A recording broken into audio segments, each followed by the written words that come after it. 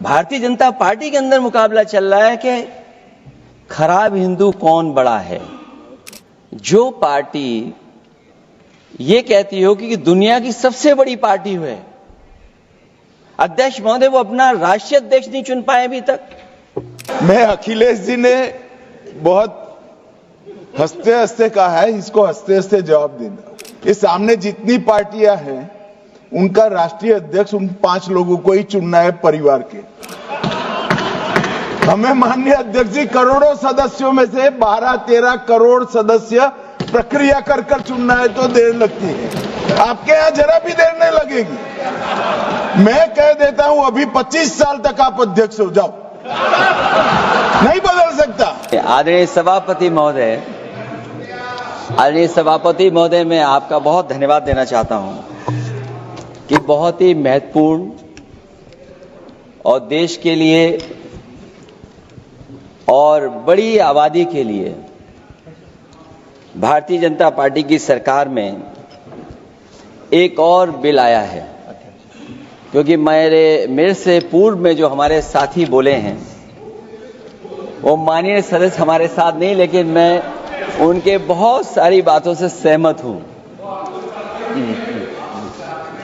और अध्यक्ष महोदय, मैं देख रहा हूं जो एक्स कांग्रेस वाले हैं वो ज्यादा बोल रहे हैं।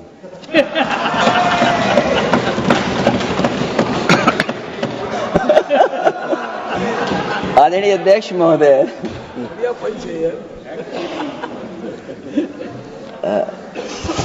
अध्यक्ष महोदय, जो आज बिल पेश हुआ है,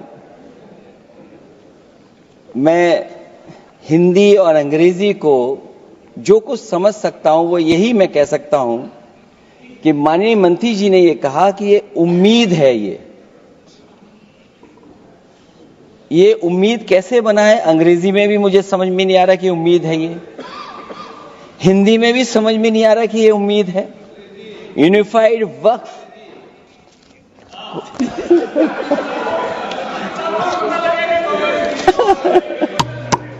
अध्यक्ष महोदय, यूनिफाइड वक्फ मैनेजमेंट अध्यक्ष महोदय, अध्यक्ष महोदय,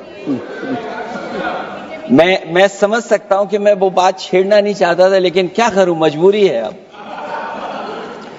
अध्यक्ष महोदय, अभी माननीय सदस्य लोग ये कह रहे हैं कि हमारे सदस्य नहीं है यहां पर जो हमारे साथी हैं, लेकिन अध्यक्ष महोदय मैं ये कहना चाहता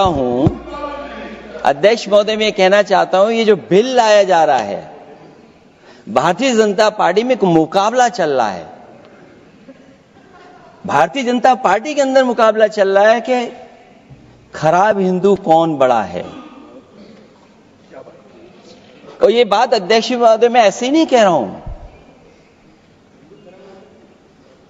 जो पार्टी ये कहती हो कि दुनिया की सबसे बड़ी पार्टी है, अध्यक्ष महोदय वो अपना राष्ट्रीय अध्यक्ष नहीं चुन पाए अभी तक। अध्यक्ष महोदय, भारतीय जनता पार्टी क्या है?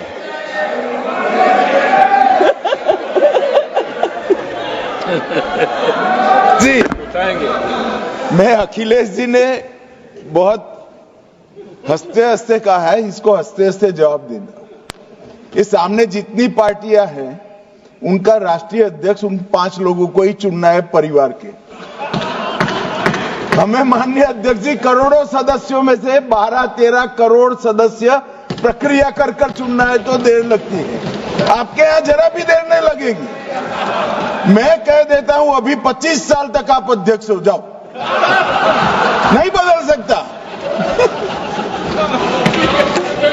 अध्यक्ष महोदय, क्योंकि जो बात निकल के आई है वो मैं फिर आगे बढ़ा दूं।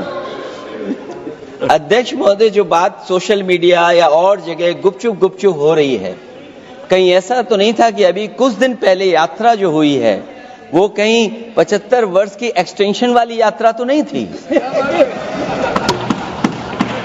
अध्यक्ष महोदय, ये जो इस बार जो वक्फ बिल आया है, नाकामी का पर्दा इस बार है वक्फ बिल। और नाकामी कोई एक आध नहीं है, मैं कई नाकामियां बता सकता हूं। अभी मैं माननीय सदस्यों को सुन रहा था, वो पुराने कई बिल उनके बारे में चर्चा कर रहे थे कि कितने प्रोग्रेसिव बिल लेकर के आए हैं। मुझे याद है मैं उत्तर प्रदेश में उस समय था और मुझे लगा कि शायद इनकी वो बात ठीक होगी। एक ये बहुत तैयारी के साथ फैसला लेकर के आए थे और फैसला ये लिया था आधी रात के आज के बाद नोट नहीं चलेंगे, नोट बंद हो जाएंगे।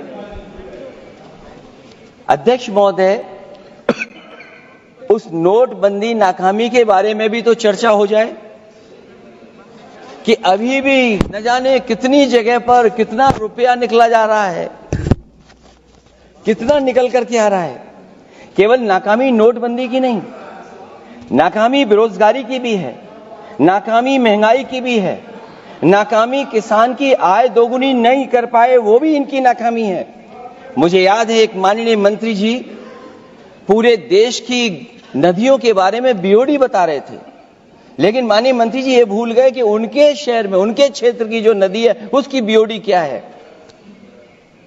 गंगा क्या साफ हो गई, यमुना क्या साफ हो गई, स्मार्ट सिटी क्या बन गई, क्या गोद लिए हुए गांव इन्होंने गोद से उतार दिए, उनकी क्या दुर्दशा है।